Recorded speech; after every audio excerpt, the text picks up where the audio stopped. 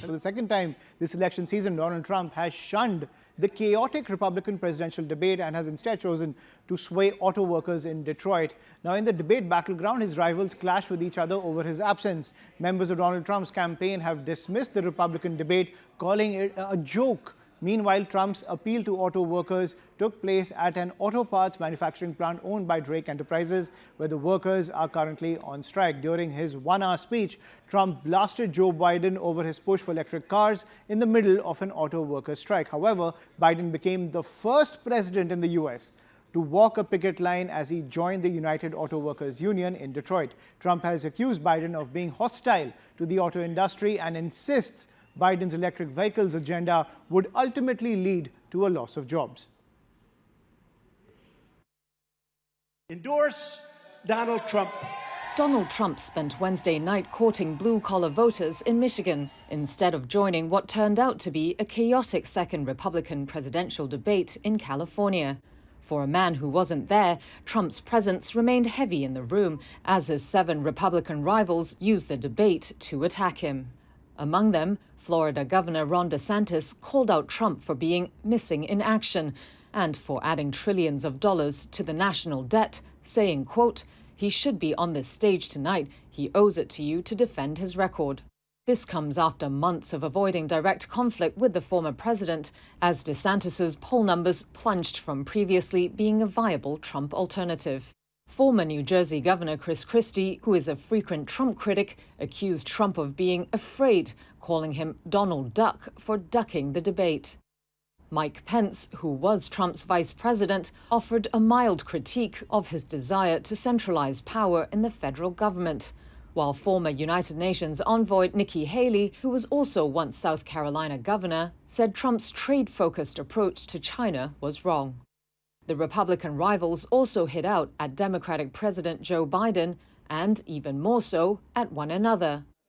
But as the debate ended, none of the 7 candidates on stage appeared to have secured any sort of breakout moment that could loosen Trump's grip on the primary contest. The former president's 4 criminal indictments went virtually unmentioned during the 2-hour broadcast. Trump leads his nearest rival for the nomination by 37 percentage points in a recent Reuters Ipsos poll. Minutes before the debate kicked off, Trump delivered a speech to striking auto workers in the battleground state of Michigan, telling them their pay talks with America's 3 biggest car makers didn't matter because Biden's push for electric vehicles was about to kill all their jobs. Biden's mandate isn't a government regulation. It's a government assassination of your jobs and of your industry. The auto industry is being assassinated. And it makes no difference what you get. Wednesday marked the second time Trump has shunned the GOP debate this election cycle. Do me a favor. Just get your union guys, your leaders, to endorse me.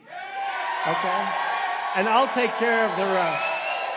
Trump's decision signals a focus on beating Biden rather than the Republican contenders who trail him badly in the polls. Ray Locker continues to be with us on the broadcast. Ray Locker, you heard those chants, USA, USA, wherever Trump goes. But before we get to Trump's unique approach of ditching the debate stage and going straight to the people, I want to get your first impression of the second Republican debate which just happened. Do you think the contenders have got a little bit of a backbone now when it comes to calling out Trump? Well, I think some of them are seeing the necessity of doing something about Trump. I mean, they can't beat him if they don't take him on. They can't win if they pretend he's, not existing, not a presidential candidate. DeSantis showed a little bit of backbone, following up on what Nikki Haley said in the first debate, talking about the increase in the federal debt because of Trump. Yeah, which was definitely because of Trump. But guess what? They're planning to repeat many of the same policies, tax cuts, but no real cuts in spending.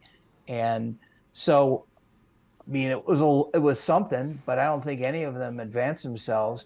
And we have a problem in this country we've had for a long time with the presidential debates or debates of any kind.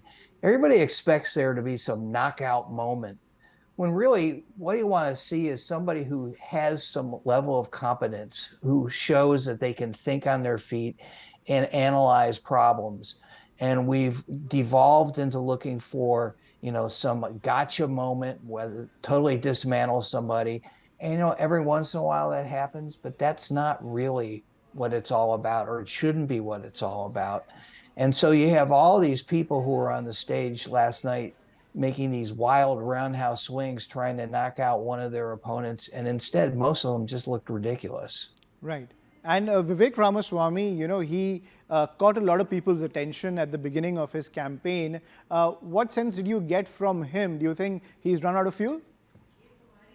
I don't even know where this guy came from, how he gets on this stage, why anybody believes in him.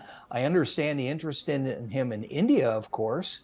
But wow, he doesn't seem to know anything about anything. He talks about calling for an end to birthright citizenship.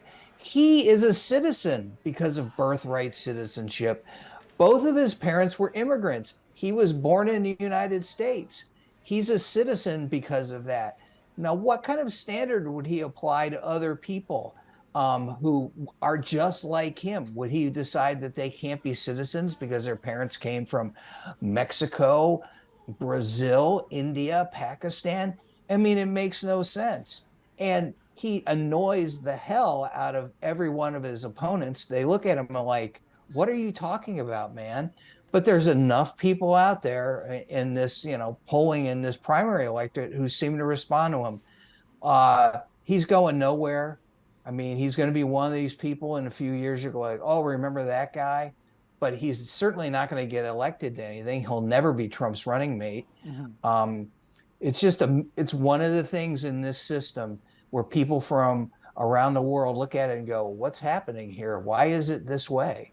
I mean, right. He has money. I don't know how he made his money. He's got a lot more than I'll ever have. But, it's a mystery to me. It's a mystery, right? But one thing which has always surprised me about the Republican Party is, especially under Donald Trump, is how people have these overnight changes in loyalty. So you will have a member of Donald Trump's cabinet, when he was president, he would say that, oh, Donald Trump is the best president, our policies are all sound.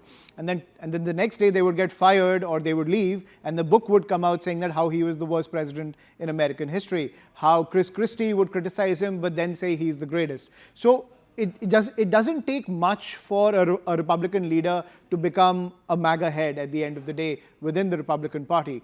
So do you sense, given that wide gap between Donald Trump and his opponents in the Republican race, it's just a matter of time where all of them will be just vying for that vice presidential ticket? They'll all be trying to suck up to Donald Trump anytime soon?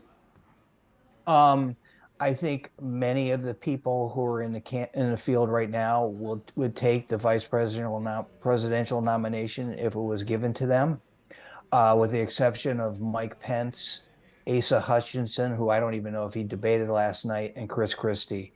I mean, for any of them to take it would be a total renunciation of everything that they've stood for so far.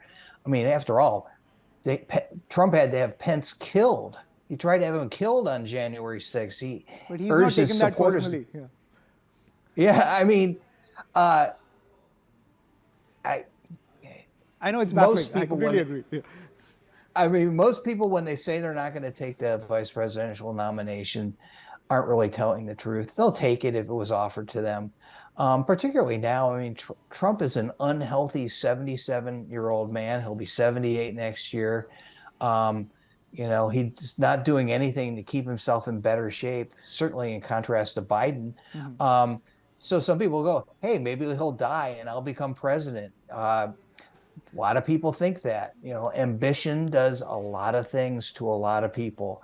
That's why they say one thing and then all of a sudden get in lockstep behind Trump, because that's what they think is their only way to be relevant. They can't really find the courage, or they don't want to, ideologically, to join the other side or become an independent. So they just get in line. It's sad. I mean, you look at people like Liz Cheney, Adam Kinzinger, two House members who were on the January 6th committee, lifelong Republicans who found the courage to say, hey, this is wrong. But there aren't many people like that in public life, unfortunately. Right. And my final question, Mr. Locker, you saw those visuals of Donald Trump. We're playing them right now of him reaching out to those striking auto workers as he ditches the debate stage. How do you see this approach of his? I remember when he was campaigning, previously when he was fighting for the presidential nomination as well as when he was campaigning for the White House, he would go to these coal mines, he would go to coal miners, he would go to these blue collar workers, and literally it would be like magic. They'll be like, all over him. They'd be in praise of him. They'd wear all his merchandise. Do you think he can play that wand one more time? Well, he's going to try. There's been reports since that event yesterday that said, interview the people who were there they weren't union workers. They weren't auto workers. They were props. And you know what he said? He didn't support the workers. He said, doesn't matter what happens because Biden's going to take your job, which is not true. I mean, the entire auto industry around the world is transitioning to electric vehicles. It's certainly not just US ones. And if we don't transition, guess what? You'll all be driving a Chinese car that runs on electricity, not a US one. So his entire rationale makes no sense. He's doing it for a photo op, an appearance. Look, I'm with auto workers. I don't think many of them will be fooled. Some of them will be, because some people are fooled all the time by con men. And it's going to be another year of seeing these things and wondering if it's going to work or not. And a lot of people are nervous, afraid that it might work, even though instinctively they think it won't. Right. So that's also the fear that even after 4 years of, let's say it was an embarrassing 4 years with Donald Trump, the fear still remains. Can he pull it off again? And many people, won't put it past him. He can pull it off again, because he has the ability to do that. Thank you, Ray Locker, for sharing your perspective on the political dynamics surrounding US politics.